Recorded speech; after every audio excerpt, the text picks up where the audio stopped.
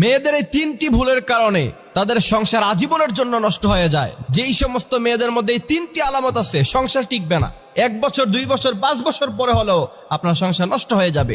কারণ আল্লাহ সুবহানাহু ওয়া তাআলা নিজে বলছেন, কোরআন আল কারীম থেকে দলিল নেন। আল্লাহ বলছেন, আর রিজালু কাওয়ামুনা আলান নিসা বিমা ফাদ্দালাল্লাহু বা'দাহুম আলা বা'দ। পুরুষদেরকে আল্লাহ পাক কুওয়াতান, শক্তি দিয়েছে বেশি।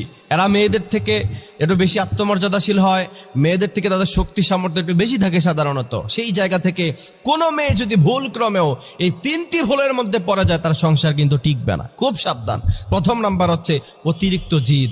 অতিরিক্ত জিদ যেসব মেয়েদের আছে, ওই মেয়েদের সংসার সহজে টিকে না। দ্বিতীয় নাম্বার হচ্ছে স্বামীর সাথে তর্ক করা। একজন পুরুষ কখনো সে তর্ক পছন্দ করে না। তৃতীয় নাম্বার, এটা সামাজিক পর্যায়ে সবাই জানেন, তৃতীয় নাম্বার যে মারাত্মক ভুলের কারণে আপনার সংসার ভেঙে যাবে, মেয়েদের সংসারটা ভাঙে, সেটা হচ্ছে বাবার বাড়ির কুপরামর্শ। মনে